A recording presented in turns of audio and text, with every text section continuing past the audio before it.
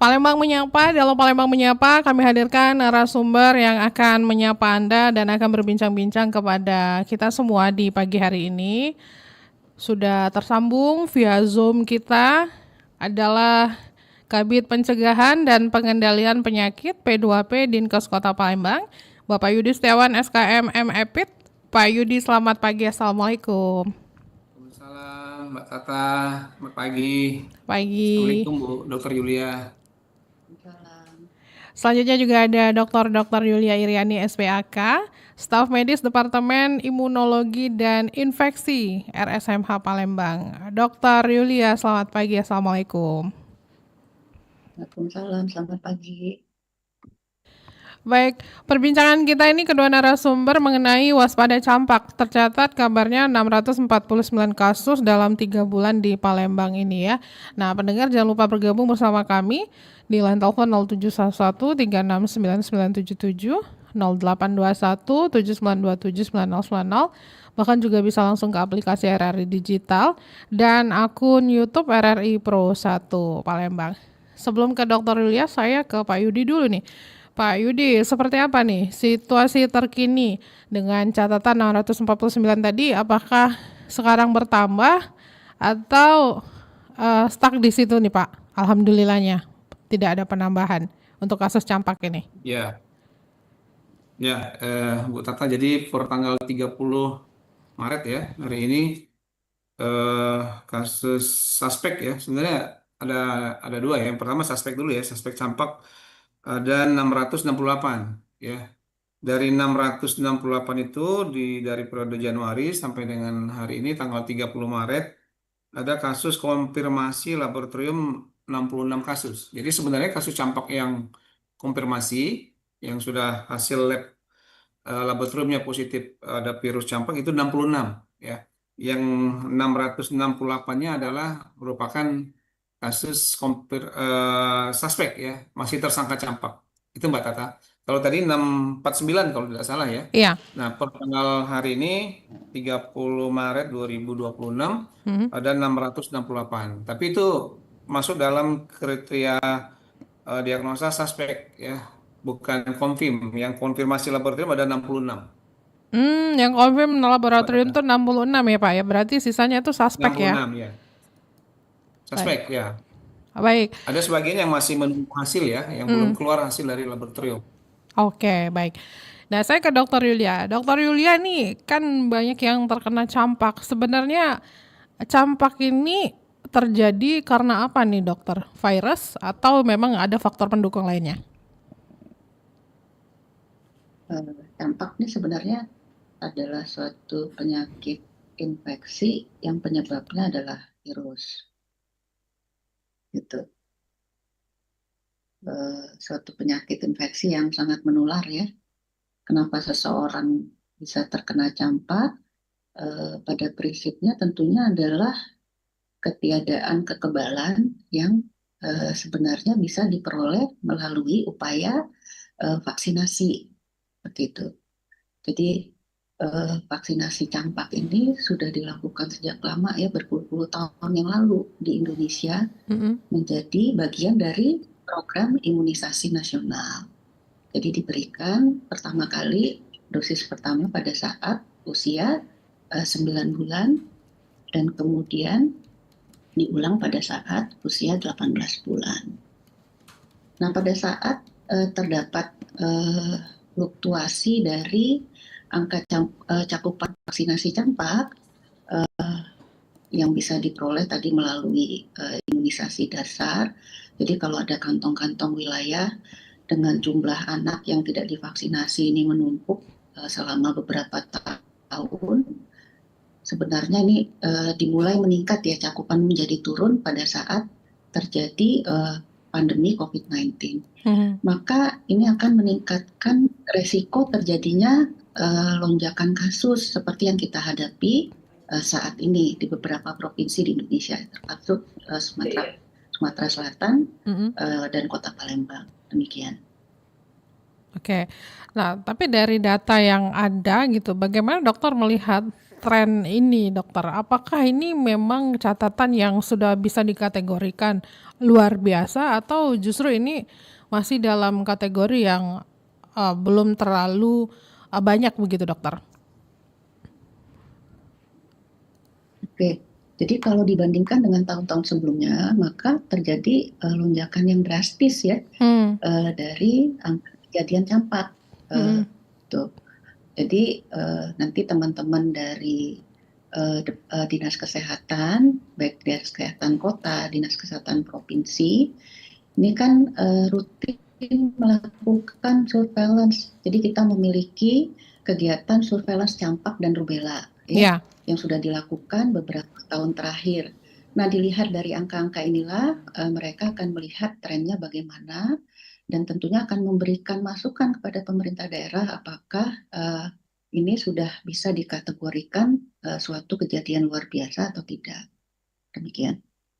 Baik, saya ke Pak Yudi lagi nih ya dari Dinas Kesehatan Palembang. Tapi jangan lupa juga nih pendengar untuk bergabung bersama kami di line telepon 0711369977 atau juga bisa langsung ke WhatsApp kami di 082179279090. Bisa langsung chat kami melalui aplikasi RRI Digital dan akun YouTube RRI Pro 1 Palembang. Pak Yudi, wilayah mana saja yang memang menjadi titik dengan kasus tertinggi untuk di Palembang ini? Ya, Mbak Tata, jadi Palembang ini kan ada 18 kecamatan ya. Nah, kalau kami buat urutan, baik itu kasus suspek maupun kasus konfirmasi untuk campak, Ya. yang paling tinggi itu di Kecamatan Sukarami, lalu disusul dengan Kecamatan Gandus ya. Hmm. Ya, Sukarami itu mungkin kaitan dengan kepadatan ya. Jadi dari 18 kecamatan yang ada di Kota Palembang, itu Kecamatan Sukarami merupakan kecamatan yang paling banyak jumlah penduduknya. Nah, Hmm. ini Gandus, kecamatan yang relatif jumlah penduduknya sedikit, tetapi justru kasus campak baik suspek maupun konfirm ini cukup cukup tinggi juga. Ini dikaitkan dengan cakupan imunisasi karena di Kecamatan Gandus cakupan imunisasi campaknya relatif lebih rendah dibandingkan dengan kecamatan-kecamatan yang lain. Hmm. Ya. Kita tidak kaku berdasarkan wilayah ya, karena Palembang ini kan kota ya, jadi Hmm. batas wilayah itu hampir tidak jelas lagi. Jadi tetap kita melihat bahwa ini merupakan suatu masalah peningkatan kasus campaknya yang lebih banyak dibandingkan dengan 2025 kemarin. Di Januari itu ada 127 suspek, lalu Februari 249 dan di Maret ini tingkat lagi ada 292, ya total 668 ya. Nah, ini menjadi perhatian kita semua. Tadi sudah disampaikan juga oleh Dr. Julia bahwa kenapa kasus campak ini meningkat? Karena adanya penurunan kekebalan terhadap campak ataupun morbilli. Ya. Itu Mbak Tata. Oh, baik. Dokter dan juga Pak Yudi, kita terima pendengar dulu ya. Sudah ada pendengar yang bergabung di line telepon kita di 0711369977. Selamat pagi. Halo, selamat pagi Mbak. Sama siapa di mana? Dari Nur Lela di Pajo Mbak. Bu Lela di Plajo. Silakan Mbak Lela di Plajo. Mbak, ini kalau di satu RT itu kan sudah ada beberapa kasus campak. Apakah perlu penyemprotan atau tindakan khusus dari petugas kesehatan atau korban ini cukup isolasi di rumah aja Mbak? Oke, baik. Terima kasih Bu Nurlela di Pak Jo. Nah, ini gimana nih Pak Yudi dan dokter, kalau misalkan dalam satu RT misalnya di seputar Pak Jo tuh ada yang terkena, apakah harus ada penyemprotan vaksin atau jangan masyarakat hanya bisa isolasi aja cukup di rumah? Kita coba tinjau dari segi kesehatannya dulu ya, Dokter Yulia silakan. Ya, terima kasih. Jadi pertama kita harus mengetahui dulu ya bagaimana campak itu ditularkan ya. Jadi campak ini ditularkan melalui percikan ludah ya saat pasiennya batuk atau bersin, jadi ditularkan melalui udara. Jadi virusnya ini bisa melayang-layang di udara ya, bertahan hidup hingga 2 jam di dalam ruangan tertutup. Seperti disampaikan tadi, virus campak ini sangat menular. Jadi dikatakan kalau ada satu pasien campak, maka dia bisa menularkan 9 sampai 10 bahkan dikatakan 8 sampai dengan 18 ya, 12 sampai 18 orang yang tidak memiliki kekebalan terhadap campak. Ya. Sehingga ini yang menjelaskan kenapa dia jumlah lonjakan kasusnya tuh sedemikian rupa ya, cepat sekali seperti itu. Kalau sejalan dengan jumlah cakupan imunisasi campaknya yang kurang ya. Jadi tidak seperti halnya demam berdarah yang ditularkan melalui gigitan nyamuk, jadi tidak memerlukan penyemprotan ya. Jadi yang diperlukan adalah pertama, orang yang terkena campaknya jangan berkeliaran ya, tinggal saja di rumah ya.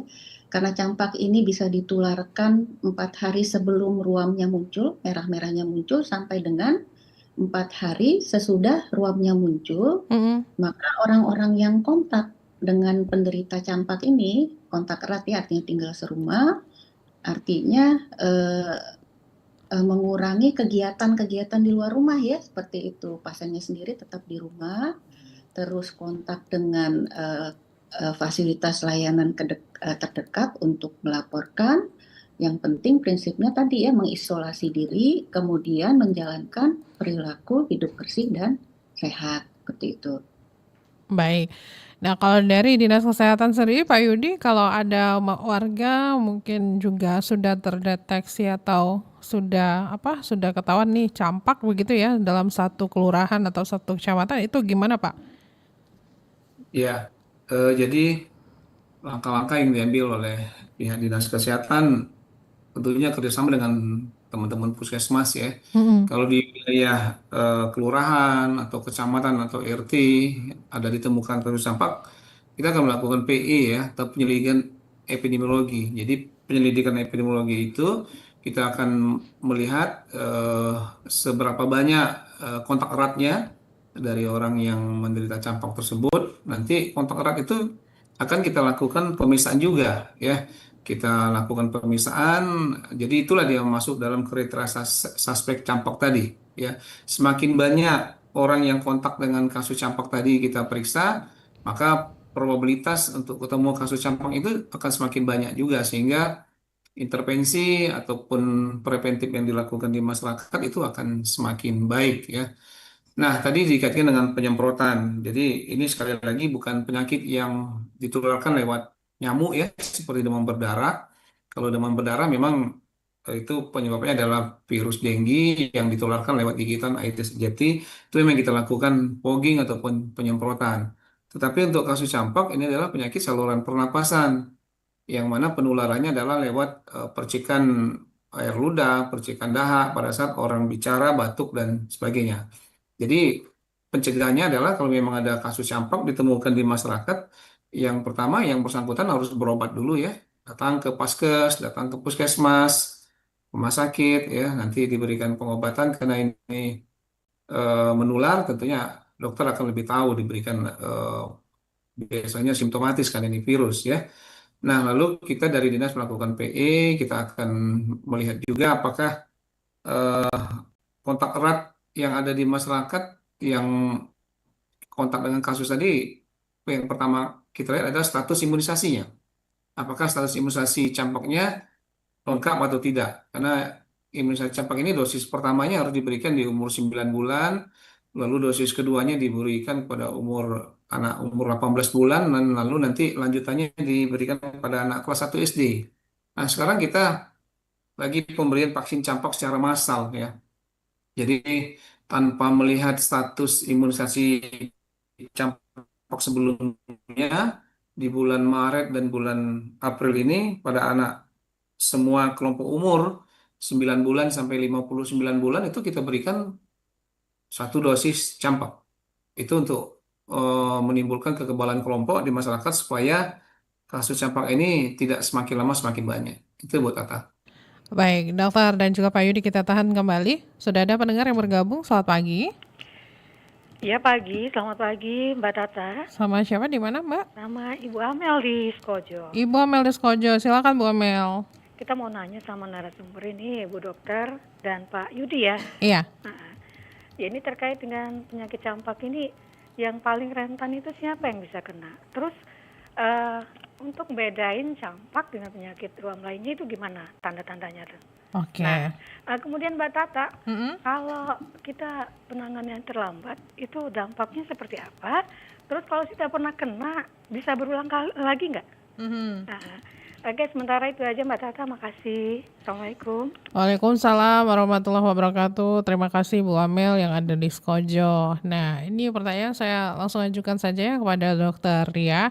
Dokter, gimana nih penyakit campak ini ya yang paling rentan itu yang kayak gimana? Mungkin dari usia gitu ya? Jadi kelompok-kelompok rentan ini adalah pertama tadi ya sesuai usianya. Bayi berusia di bawah 1 tahun, khususnya di bawah 9 bulan ya, artinya dia menjadi rentan karena sesuai usianya belum menjadi target vaksinasi ya, jadi belum terlindungi. Jadi kalau sampai dengan 6 bulan, kalau ibunya kebetulan cakup vaksinasi campaknya lengkap, maka ada zat kebal yang akan diteruskan ya dari ibu ke janin yang dikandungnya yang akan dibawa, yang biasanya akan bisa melindungi sampai dengan usia 6 bulan. Tetapi setelah usia 6 bulan, maka perlindungan itu akan menghilang. Itu jadi pertama ya, kelompok usia bayi. Yang kedua, tentunya adalah orang-orang yang tidak menjadi kebal karena vaksinasi, karena mereka memang tidak melakukan vaksinasi ya, karena alasan-alasan khusus ya. Kemudian yang ketiga adalah individu ya, individu dengan yang memiliki gangguan sistem kekebalan tubuh, baik itu didapat ya, misalnya orang-orang dengan HIV/AIDS ya seperti itu, atau pasien-pasien keganasan yang mendapatkan kemoterapi ya, pasien-pasien dengan penyakit autoimun. Nah, ini adalah kelompok-kelompok rentan ya, atau individu yang memang memiliki gangguan sistem perlindungan tubuh yang sifatnya bawaan, artinya sudah mereka bawa sejak lahir ya. Kemudian juga adalah petugas kesehatan ya, yang akan kontak yang sebenarnya tidak kebal. Jadi ini adalah orang-orang yang rentan ya untuk mengalami campak ya, seperti itu. Nah, Baik, kemudian Mhm. langsung yang berikutnya ya tadi ya. Iya, dokter, silakan. Kalau dia sudah pernah kena campak ya, dalam hal ini memang benar-benar penyakit campak, maka secara keilmuan dia tidak akan terkena lagi. Jadi infeksi alamiah oleh virus campak ini akan memberikan kekebalan seumur hidup. Gitu. Baik. Nah, ada juga pertanyaan kalau cara membedakannya tadi kata Bu Amel gimana ya dokter sama penyakit ruam lainnya? Ya, jadi penyakit ruam disertai demam banyak penyebabnya ya, bukan hanya campak. Ya. Iya. Jadi bisa penyakit infeksi, artinya penyebabnya adalah karena serangan kuman atau juga karena reaksi tubuh yang berlebihan ya terhadap paparan apapun ya, agent asing. Jadi kalau anak ada demam dengan kemerahan, bagaimana kita membedakan dengan campak? Tampilan yang klasik ini bisa kita curigai sebagai campak ya. Jadi ada istilahnya demam dengan 3C. Cough, coryza, konjungtivitis. Jadi ada batuk, pilek, dan mata merah ya. Kemudian jadi dia ada dalam perjalanannya ada 3 fase ya. Pertama adalah fase prodromal tadi ya, demam, batuk, pilek, mata merah. Kemudian ada fase erupsi, disitulah muncul kemerahan pada kulit ya, dimulai dari belakang telinga ya, antara garis perbatasan antara rambut dan kulit di belakang telinga, menyebar ke muka dan ke seluruh tubuh. Nah, khasnya campak pada saat muncul kemerahan pada kulit justru demamnya mencapai puncaknya ya. Kalau sebagian besar penyakit karena infeksi virus lain justru waktu muncul merah-merah demamnya reda ya. Jadi kalau pada campak dia akan tinggi. Nah, kemudian ruam kemerahan pada kulit ini akan berubah warna menjadi kehitaman atau seperti tembaga ya. Batuknya masih tetap ada, dan kemudian baru dia akan menghilang, nanti bisa menimbulkan desquamasi, artinya kulitnya akan mengelupas ya. Jadi kalau ini semua terpenuhi, maka kita bilang itu campak. Jadi untuk menegakkan pasien ini terkena campak atau tidak, cukup dengan memenuhi kriteria tadi ya, kriteria sakit secara klinis yang klasik tadi sudah cukup seperti itu. Tapi dokter, kita ini kan juga sempat lagi dihebohkan ya. Maksudnya lagi ada beberapa sorotan terkait dengan kasus campak ini. Ada kasus yang juga kabarnya dokter muda di Cianjur juga meninggal ya gara-gara campak ini. Nah, ini sudah bisa diinfokan belum dokter? Jenis campak yang seperti apa ini? Jadi sebenarnya artinya kan individu dengan campak ini, baik anak atau orang dewasa kan kelihatan sakit ya. Jadi kelihatan sakit karena demamnya tinggi, batuk pileknya hebat. Yang kita takutkan adalah komplikasinya ya.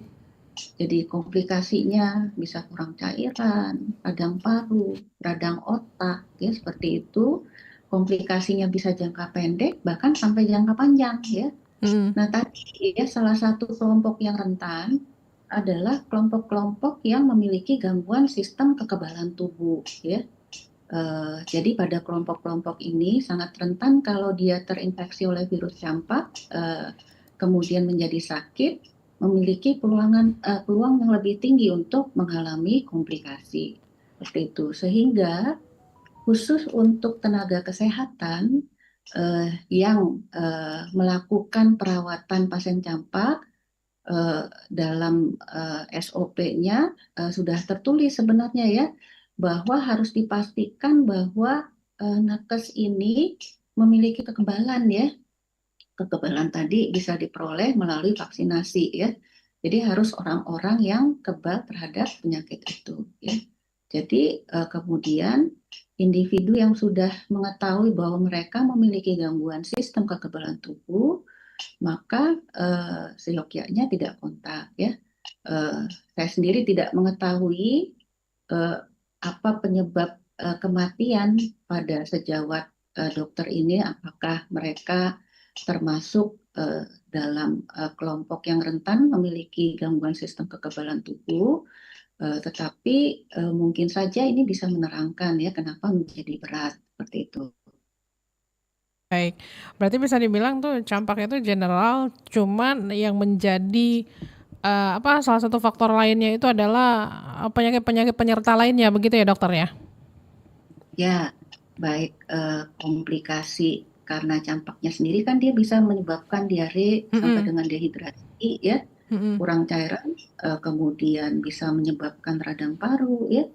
Kita di RSMH merawat beberapa pasien dengan radang paru berat ya, yang menyebabkan kegagalan pernafasan sehingga membutuhkan support alat bantu nafas mekanik ya, untuk membantu pernafasannya, dan beberapa diantaranya tidak tertolong seperti itu.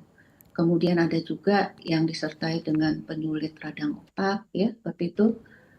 Jadi komplikasi inilah yang kita takutkan sebenarnya ya.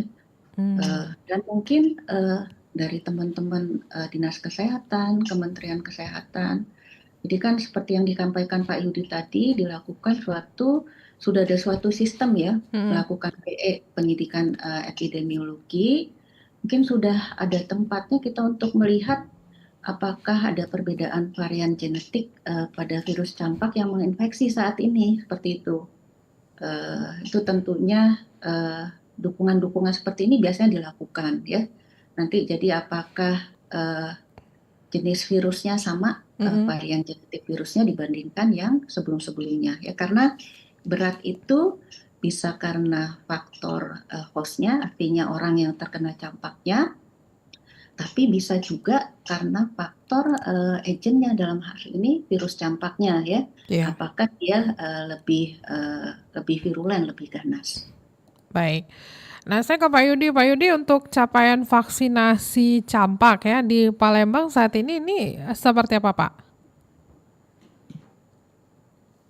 Ya, di 2025 kemarin kita ada capaian MR1 ya. MR1 itu pemberian measles rubella pada anak umur 9 bulan. Itu capaian kita di angka 94,21%. Di mana mestinya targetnya minimal 95%. Nah, di MR2 yang diberikan pada anak umur 18 bulan, yang tadinya 9 bulan tuh diharapkan nanti begitu dia umur 18 bulan diberi lagi vaksin campak itu di angka 86,5%. Artinya di 2025 Palembang itu tidak mencapai capaian apa target minimal yang ditentukan oleh Kemenkes untuk eh, pemberian vaksin campak. Nah, ini banyak faktor ya. Mungkin salah satu faktornya adalah kesadaran orang tua yang kadang kurang menyadari pentingnya vaksinasi, ataupun ada beberapa anggapan bahwa vaksin itu tidak bermanfaat, vaksin itu dikaitkan dengan isu haram dan sebagainya. Tapi sekali lagi kami Dinkes mengharapkan bahwa anggapan-anggapan itu semuanya salah ya.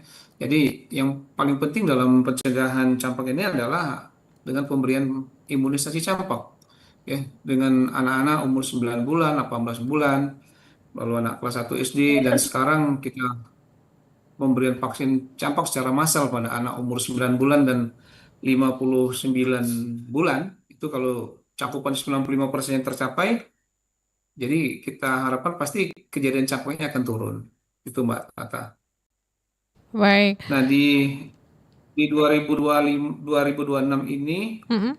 kita kan ada pemberian vaksin campak ya, dengan sasaran anak umur 9 bulan sampai 59 bulan, itu jumlahnya di Palembang ini 38.888. Mm-mm. Nah, sampai dengan hari ini capaian kita itu baru di angka 21,7% ya, atau absolutnya 8.429. Jadi masih masih sangat jauh untuk mencapai angka 95%. Dan dari Kementerian Kesehatan ini diharapkan di minggu kedua April itu sudah dicapai 95% target minimal pemberian vaksin campak pada kelompok umur 9 bulan sampai dengan 59 bulan. Nah itu Mbak Tata, mudah-mudahan dengan adanya informasi ini masyarakat lebih sadar ya untuk membawa anaknya, terutama di kelompok umur 9 bulan dan 59 bulan, untuk datang ke puskesmas, datang ke rumah sakit untuk diberikan vaksinasi campak. Baik. Nah, saya akan bacakan pertanyaan yang udah masuk melalui akun YouTube RRI Pro 1 Palembang. Ada live chat yang udah masuk dari Aurora.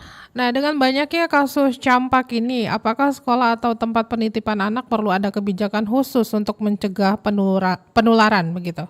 Nah, bagaimana nih dokter, dan juga nanti regulasinya ke pemerintahan kita Dinkes gimana? Silakan dokter. Ya, terima kasih.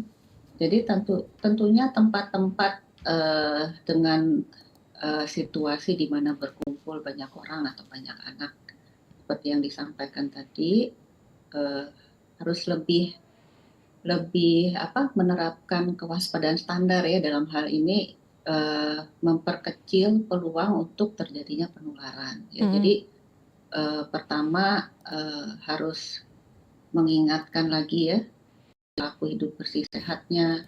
Kemudian untuk tempat penitipan anak, tentunya anak-anak yang sedang batuk pilek harusnya tidak dititipkan dulu ya, seperti itu.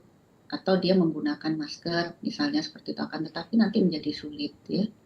Kemudian kalau ada anak-anak yang kebetulan kontak dengan penderita penyakit campak, terusnya untuk anak-anak sekolah, tentunya dia harus berkabar ya, seperti selain seperti yang Pak Yudi tadi melapor ya ke petugas kesehatan terdekat setempat, juga berkabar ya ke gurunya. Jadi di sini kita perlu mengedukasi juga ya, artinya tenaga-tenaga profesional lain untuk menghadapi hal demikian ya, seperti guru sekolah ya. Jadi melalui dinas pendidikan harus kita ingatkan seperti itu, harus berkabar supaya, karena kan tergantung nanti apakah anak yang kontak ini sudah kebal atau tidak ya. Jadi kalau dia sebenarnya sudah kebal, sudah mendapatkan vaksinasi, itu akan aman.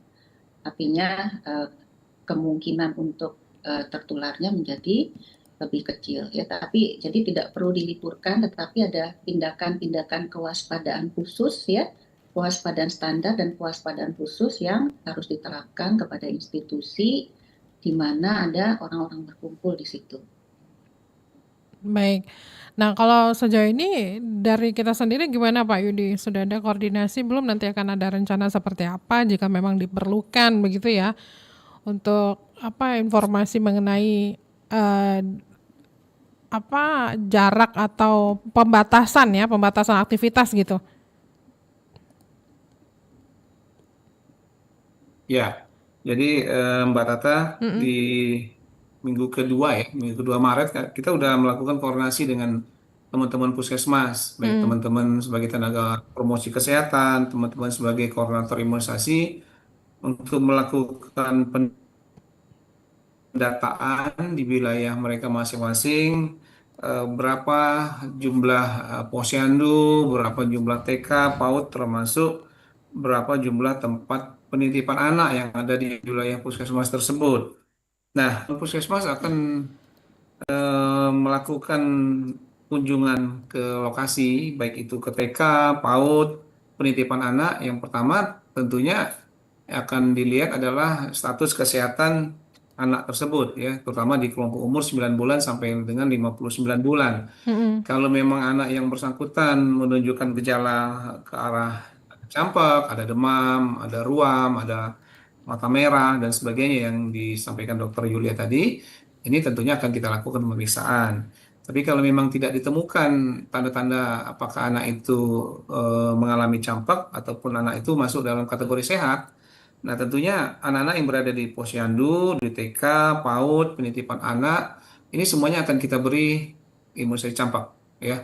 Karena dengan pemberian imunisasi campak ini, kalaupun nanti ada satu atau dua anak yang sakit di antara kelompok tersebut. Nah, Mm-mm. kalau anak yang lainnya sudah diberi imunisasi, itu dinamakan herd immunity. Herd immunity itu adalah kekebalan kelompok.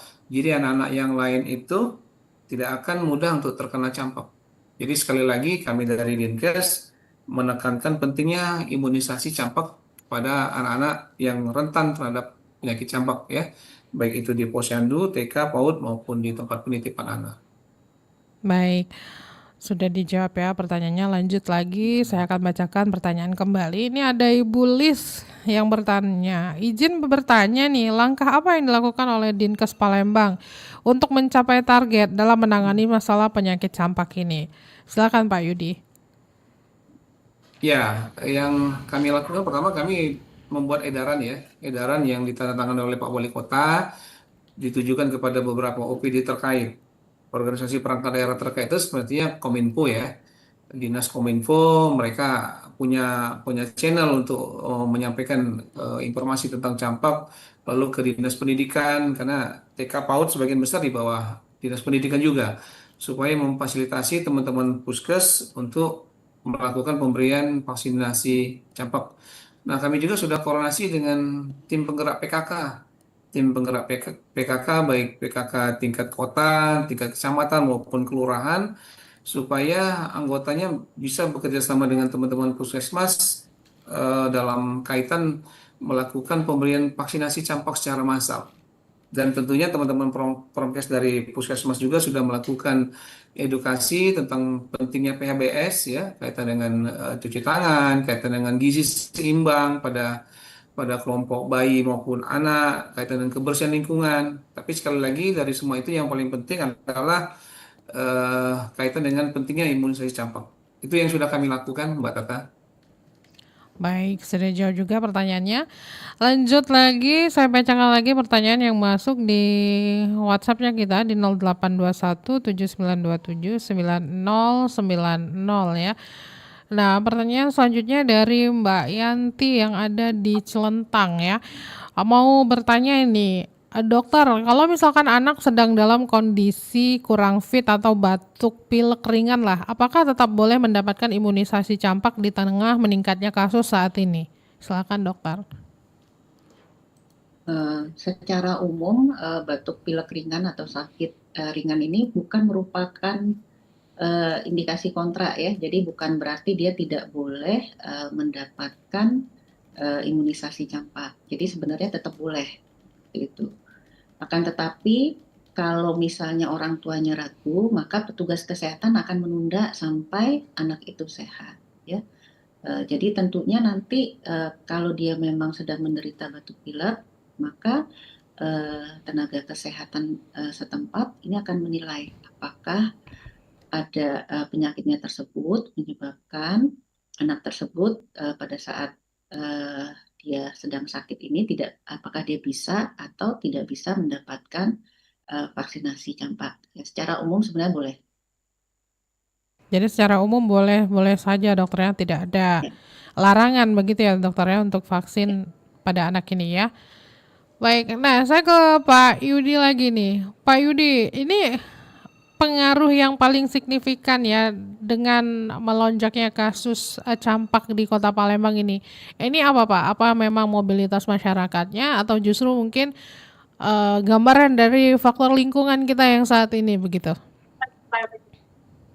Ya, pengaruh yang paling signifikan kenapa Mm-mm, kasus campak yang semakin lama meningkat ya cenderung akhir ini baik di Januari, Februari, Maret mm-mm. mungkin bisa kita kaitkan juga dengan mobilisasi ya mobilitas karena ini kemarin kita Lebaran ya tentunya ada beberapa orang yang mendatangi kerabatnya satu sama lain.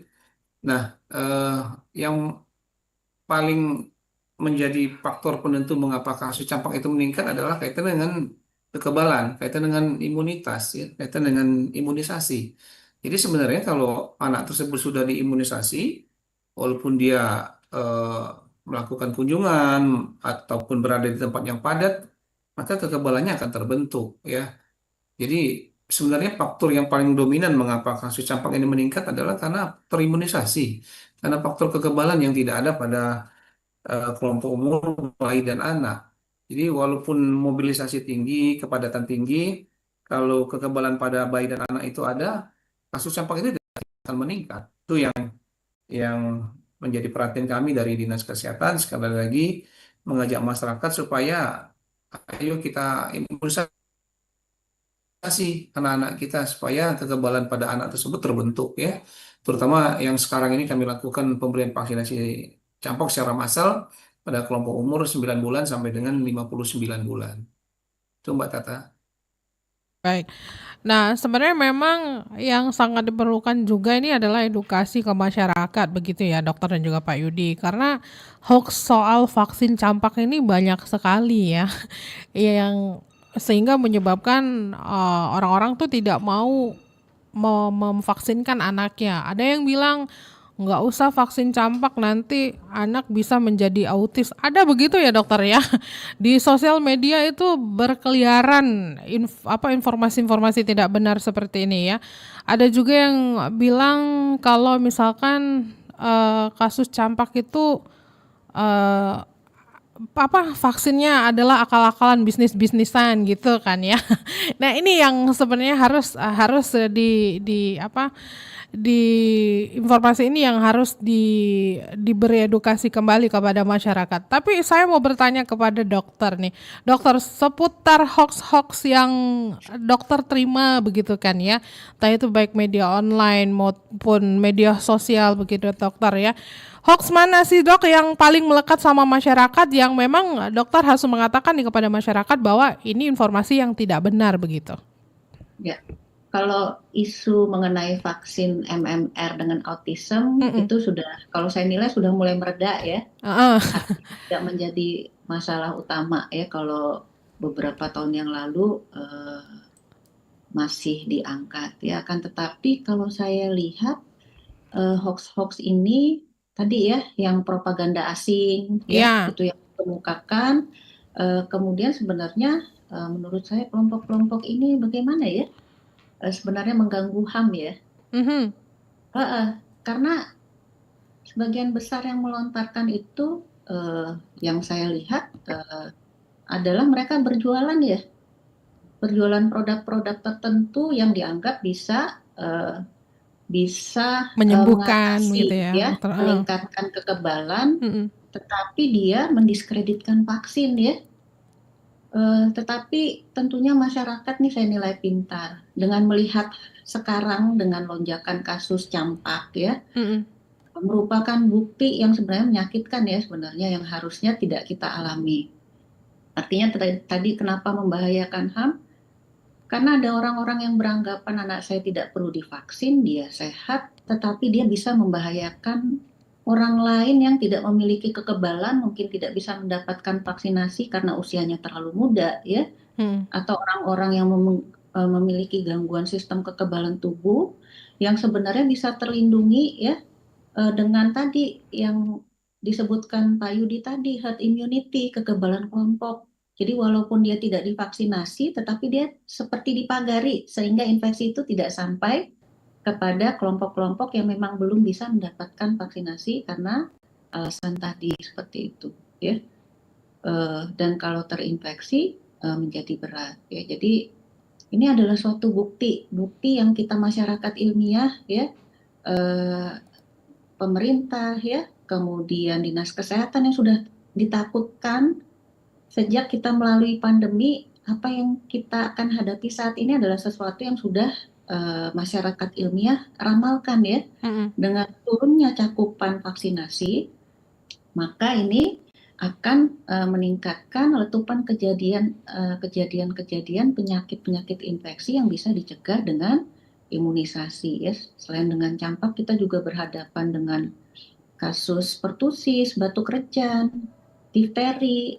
Itu semua kita bisa temukan saat ini di masyarakat.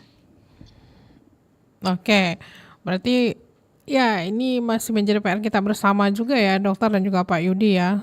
Kalau misalkan banyaknya masyarakat yang mungkin menurun kepercayaannya terhadap vaksin ini gara-gara narasi anti vaksin itu ya. Baik, nah saya akan terima pendengar kembali nih dokter dan Pak Yudi. Ada pendengar yang sudah bergabung, selamat pagi. Halo, selamat pagi.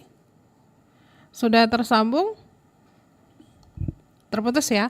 Silakan bergabung kembali pendengar di line telepon 0711369977. Bisa juga melalui WhatsApp di 082179279090 atau bisa langsung ke aplikasi RRI Digital. Kita ke telepon dulu. Selamat pagi.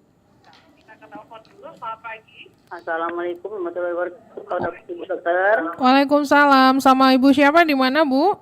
Ibu Rusia dari Prabu Muli. Ibu Rukia di Prabu Muli. Ya. Silakan.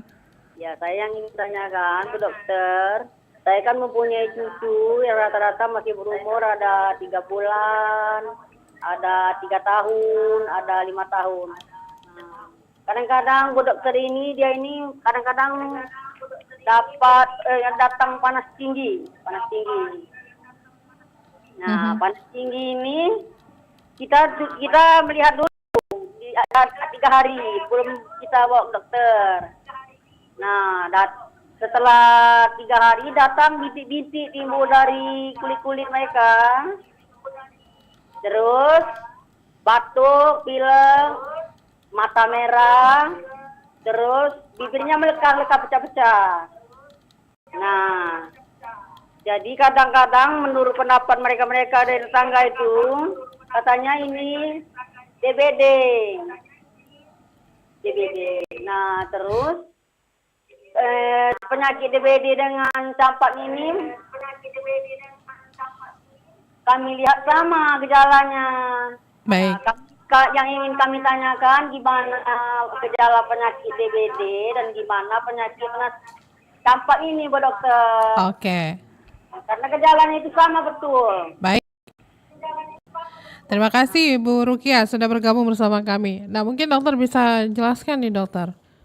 Ya, jadi sebenarnya berbeda ya antara demam berdarah, gejala demam berdarah. Tentunya yang saya sampaikan adalah yang klasik ya, tampilan penyakit yang tidak menyeleweng lah dalam tanda kutip. Jadi tadi kalau campak itu ada demam, batuk, pilek, mata merah ya.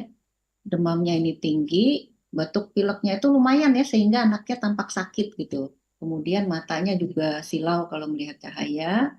Kemudian baru diikuti dengan timbul kemerahan pada tubuh. Tadi seperti telah saya sampaikan. Kemudian arah penyebaran ruam pada kulitnya juga dari belakang telinga ke muka, kemudian ke seluruh tubuh, dan kemudian dia akan berubah warna nanti menjadi seperti tembaga atau kehitaman, kemudian nanti pada penyembuhan akan mengelupas kulitnya. Itu campak. Nah, kalau demam berdarah ini secara umum jarang disertai batuk pilek ya. Biasanya tanpa batuk pilek, walaupun dilaporkan sekitar 5-10% bisa disertai batuk pilek, tetapi tidak seperti campak ya, gitu. Jadi biasanya demam tanpa gejala lain yang jelas ya, jadi demamnya tinggi terus-menerus ya. Mata merah juga tidak ya, tidak seperti campak.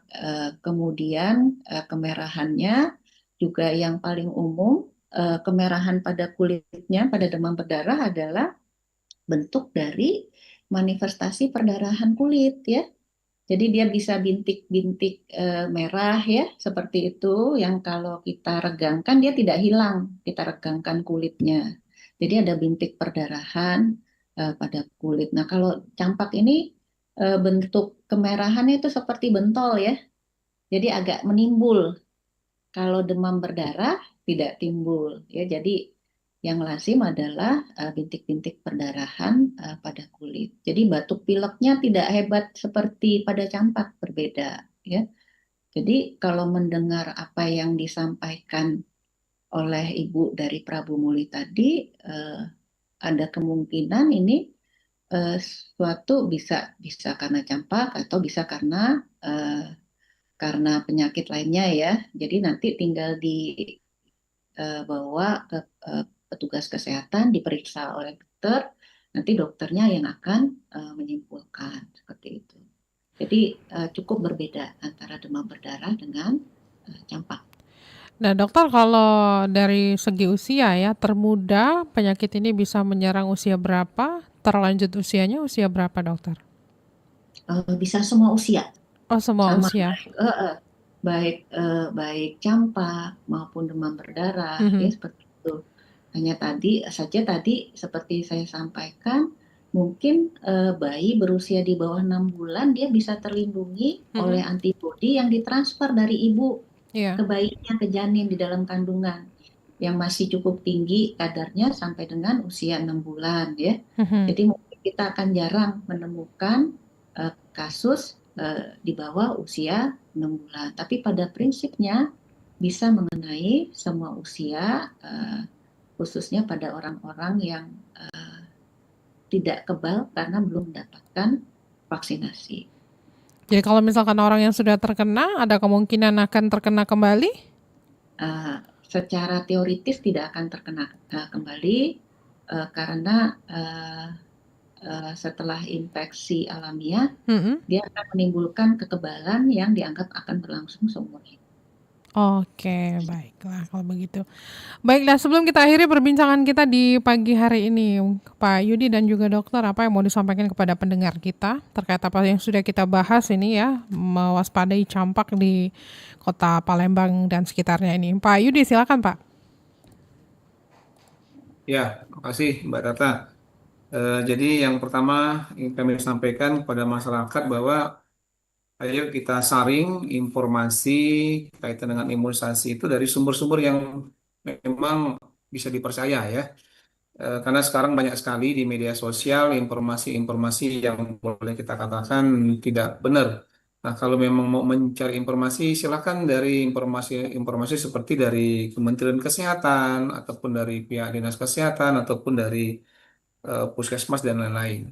Nah, yang kedua sekali lagi bahwa pemerintah tidak ada tujuan yang hoax mau memberikan vaksin yang salah, ada anggapan bahwa vaksin itu racun dan sebagainya, tidak. Bahwa yakini pemberian vaksin ini sudah melalui penelitian yang panjang, ya. Penelitian yang panjang, bukan tanpa penelitian, dan tentunya sudah dipertimbangkan mana yang baik dan mana yang tidak baik, ya. Dan kami mengharapkan kepada masyarakat yang mempunyai anak di umur 9 bulan dan sampai dengan umur 59 bulan, ayo datang ke puskesmas, ke sarana pelayanan kesehatan untuk mendapatkan 1 dosis imunisasi campak, ya. Sehingga nanti harapan kita kasus campak di Kota Palembang ini semakin lama semakin turun. Ingat sekali lagi bahwa mencegah itu lebih baik daripada mengobati. Itu Mbak Tata, terima kasih. Oke, selanjutnya dokter, silakan. Jadi campak ini bukan hanya sekedar penyakit dengan demam disertai bintik-bintik merah pada kulit yang akan hilang sendiri. Akan tetapi dia akan memberikan resiko ya, baik pada saat anak atau orang yang terkena itu sakit ya, atau komplikasi di masa depannya juga masih bisa ya. Jadi dia kalau sembuh bisa dengan kecacatan ya, kemudian sudah sembuh dia juga bisa mengalami komplikasi pada sistem saraf seperti itu. Maka kita sebagai masyarakat harus paham bahwa campak ini akan memberikan resiko komplikasi yang serius ya, bahkan bisa menimbulkan kematian. Dan dia adalah penyakit virus yang sangat menular ya tadi ya. Jadi kalau satu terkena, maka ada 9-10 orang di sekitarnya, bahkan dikatakan bisa sampai 18 akan tertular ya kalau dia belum kebal. Belum ada obatnya, belum ada antivirus untuk mengobati campak ini, sehingga vaksinasi adalah satu-satunya cara yang paling efektif untuk melindungi buah hati kita, keluarga kita ya, dari campak ya, untuk memutus rantai penularan ya, sehingga lengkapi imunisasinya ya. Pastikan anak-anak bapak-bapak, ibu-ibu sekalian sudah mendapatkan vaksin MR sesuai usianya ya. Usia 9 bulan ya, jadwal imunisasi nasional 18 bulan, dan saat di sekolah ya, kelas 1 SD ya. Kalau dia terkena, maka lakukan isolasi mandiri ya. Jadi kalau ada lagi kena sakit demam, disertai kemerahan pada kulit, jangan keluar rumah ya. Jangan pergi ke fasilitas umum supaya tidak menularkan orang lain, dan lakukan juga selalu melakukan perilaku hidup bersih dan sehat. Seperti itu. Baiklah. Baik, terima kasih banyak kedua narasumber, Pak Yudi, Dr. Yulia. Terima kasih juga untuk informasi yang sudah disampaikan ya melalui RRI Pro 1 Palembang di pagi hari ini. Insya Allah kita akan berbincang-bincang kembali di kesempatan lainnya, begitu ya Pak Yudi dan juga Dr. Yulia. Terima kasih banyak. Selamat melanjutkan aktivitas kembali. Assalamualaikum warahmatullahi wabarakatuh. Waalaikumsalam. Terima Kasih kasih juga Mbak Tata, Mbak Tata, Pak sama-sama. Yudi. Ya, Bu Yulia. Baik, terima kasih juga untuk Anda pendengar yang sudah bergabung bersama kami melalui telepon, WhatsApp, dan juga aplikasi RRI Digital, serta akun YouTube RRI Pro 1 Palembang. Demikian Dialog Palembang pagi ini mengenai waspada campak. Terdata 649 kasus dalam 3 bulan di Palembang ini ya, tapi itu jumlah yang suspek ternyata ya. Jadi yang terkonfirmasi itu kalau tidak salah tadi 68 atau 66 seperti itu ya. Nah, untuk Anda yang mungkin tidak bisa bergabung tadi atau telat bergabung di Dialog Palembang Menyapa, bisa Anda tonton kembali melalui akun YouTube RRI Pro 1 Palembang untuk Palembang Menyapa 30 Maret 2026. Tetaplah bersama kami di Pro 1 Palembang karena informasi dan inspirasi. Setelah ini ada rekan saya Alvina Damayanti yang akan menemani Anda dengan sejumlah informasi lainnya, cek fakta dan juga Halo RRI. Palembang Menyapa.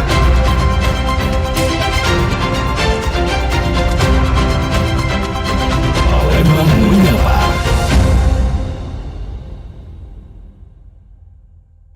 Pro 1, kanal informasi dan inspirasi.